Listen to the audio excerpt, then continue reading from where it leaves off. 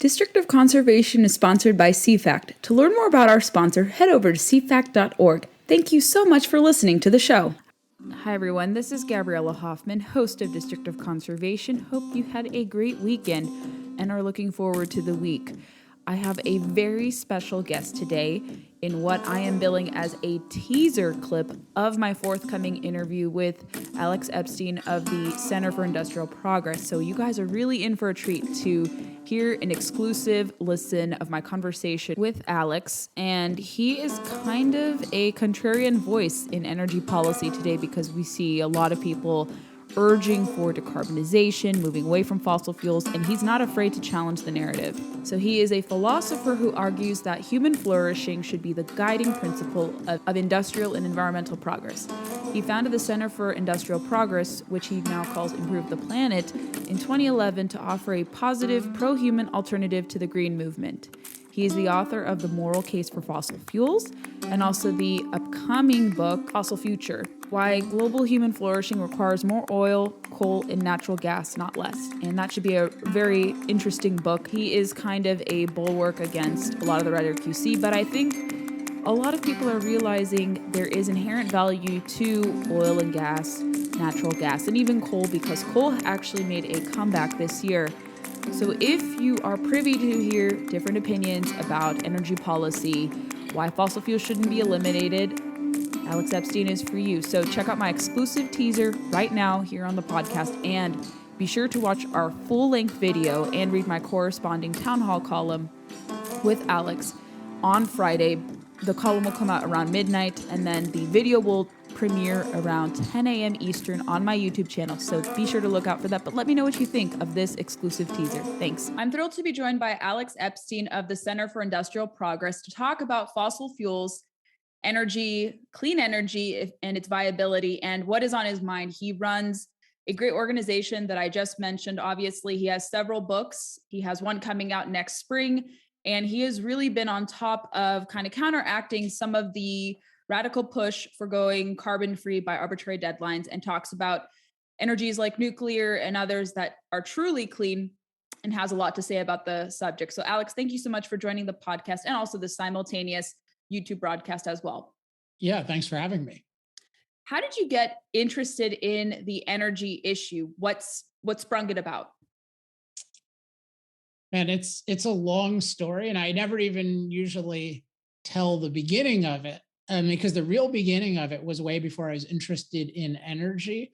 When I was 18, I learned something about the modern environmental movement that really changed my perspective, which is that I realized the core of what people call being green, or being, quote, an environmentalist in its modern meaning, is eliminating human impact on nature. So that was one point. And then the other point was that human beings survive and flourish by impacting nature productively. Like, that's actually how we live on an otherwise very unlivable planet for the average person.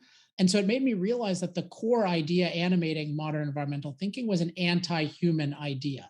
And that really offended me as a human in general who likes humans, but also as a big fan of productive achievement. Really, I always admired business people and, athletes, other kinds of heroes, but particularly those who produce a lot of value. And this is really a movement that at its core is against human beings producing value and making the world a more livable place for humans. So I usually tell the later part of the story, which is 9 years later. I had no knowledge of energy still. I just had this knowledge that the environmental movement was anti-human because it's anti-impact.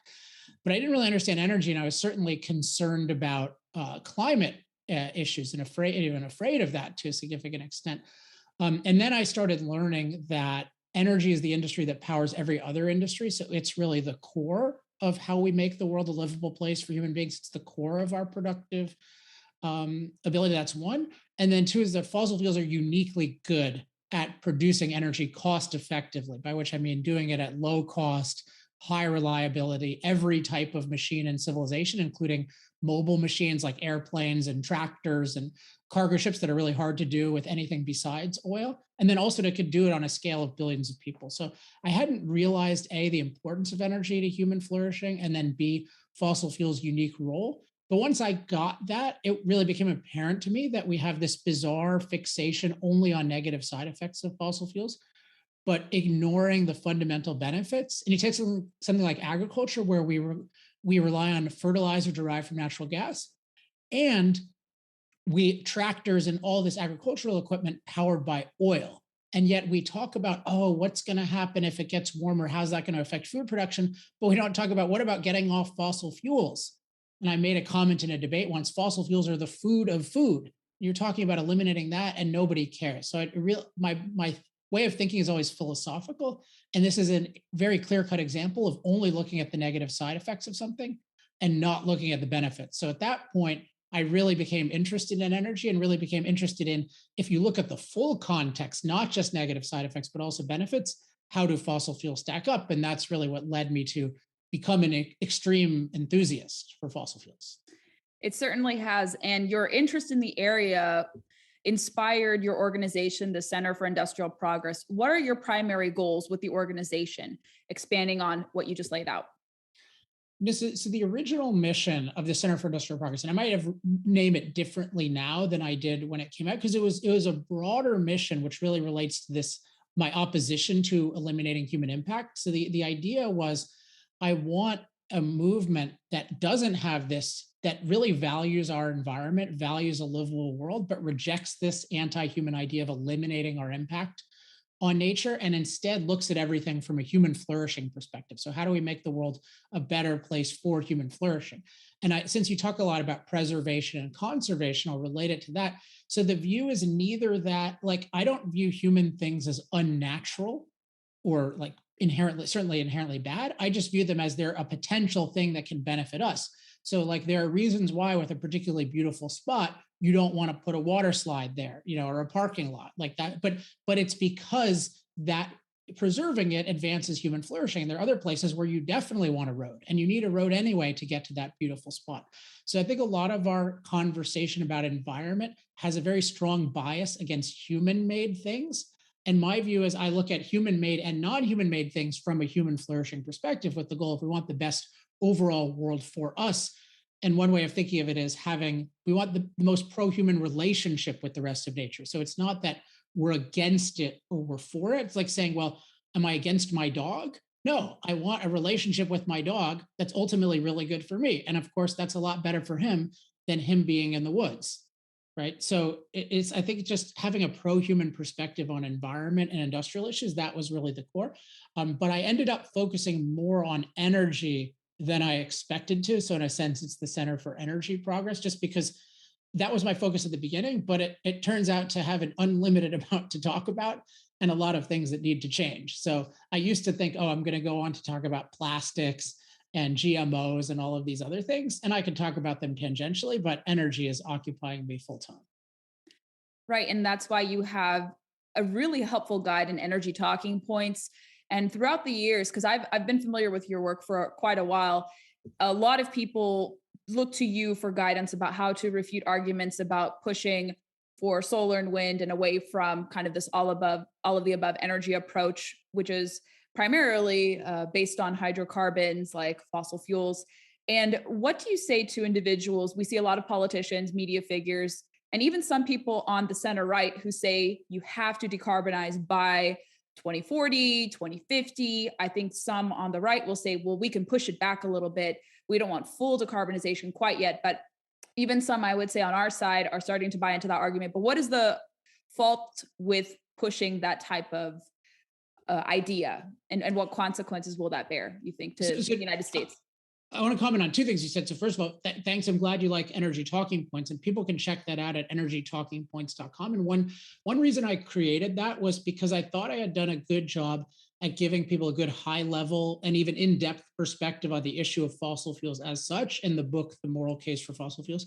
And then I would give speeches. But I found that in practice, people have to deal with all these concrete policy issues where the morality of fossil fuels comes up, where other kinds of environmental issues come up. And so I would be able to do it myself, but then other people would have trouble doing it. And so I thought, okay, I want to create something where people can just have this unlimited stockpile of ammunition. So they not only know my broader perspective, but if fracking comes up, they can deal with it. Or if a reconciliation bill comes up, they can deal with it. Or if infrastructure comes up, they can deal with it. So that website, energytalkingpoints.com, like I highly suggest people go to it and just search for any term.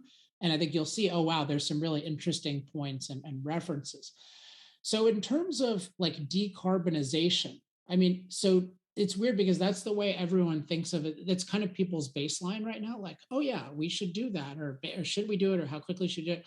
And I don't even. To me, it's an insane crackpot idea. And so this goes to what's your baseline? My baseline is what's going to advance human flourishing around the world. What energy policy, which includes environmental and climate aspects, is going to advance human flourishing around the world. And I think the facts, some of which I've mentioned, are one is energy, low cost, reliable energy is essential to human flourishing. So without low cost, reliable energy, we cannot use machines to be extremely productive and prosperous. And so we're poor and endangered. So that's fact one. Fact two is fossil fuels are a unique source of low cost, reliable energy. They provide 80% of the world's energy. They're particularly good for heavy duty mobility, and they're very good for what's called industrial heat. So a lot of industry, like making plastics and different kinds of metals and stuff, involves fossil fuels very heavily and in hard to replace ways. So their energy is incredibly valuable. Fossil fuels are unique. And then the world is incredibly deprived of energy in the sense that billions of people lack low cost, reliable energy. One statistic I like that I got from Robert Bryce is that 3 billion people use less electricity than a typical American refrigerator. So it's like the world is still so short of energy.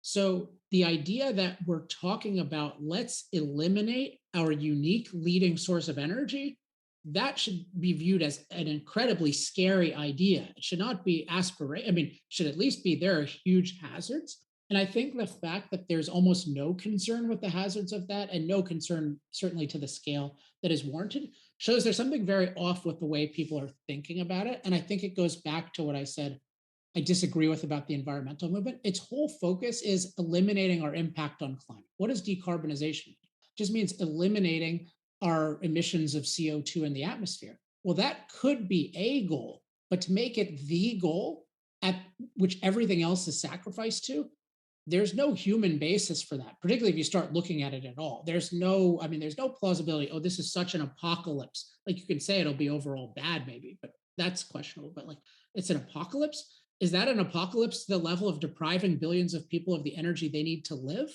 Even you look at like Europe right now, what's their biggest climate problem? Even a civilized place, it's potentially freezing to death and having their industry shut down because their idiotic policies on natural gas and coal, and they're not anywhere near decarbonized. So my view is the world should be using far more energy. Fossil fuels are crucial. We should develop low carbon, no carbon alternatives, and that's primarily achieved through freedom. We can talk about the climate issue, but I think even if you haven't heard my explanation or don't agree yet on the climate issue, it should strike you as hugely problematic that energy is so crucial and fossil fuels are so good at providing it and it's so needed. And yet everyone is talking casually about eliminating it. And to me, that's a philosophical thing. Our focus is let's eliminate our impact on climate versus let's advance human flourishing. I think it's ultimately like a primitive religion, which is just the view that, oh, it's wrong for us to impact nature.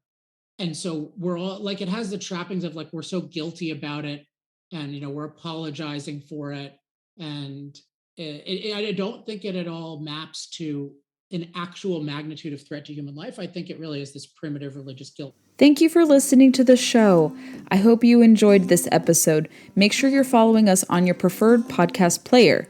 We like to recommend Apple Podcasts because Apple is where most of our listenership hails from. So if you head over to Apple, subscribe, comb through some episodes, and leave us reviews, we'd be more than appreciative of your support in that manner. Follow us on Facebook, Instagram, and Twitter to never miss a beat nor a guest announcement. And you can connect with me personally on my social media feeds. All of the Facebook, Twitter, and Instagram links that I have are all denoted by blue check marks. Really easy to find me, so engage with me there. I'd love to hear your thoughts. If you want to recommend yourself for the show as a prospective guest, I'm all ears to hear and sift through different inquiries. I get a lot of requests, and my schedule is also quite busy, so you'll see guests come from me, but like I said, I'm always open to different guests coming on the show. Thanks for listening, and stay tuned for the next episode.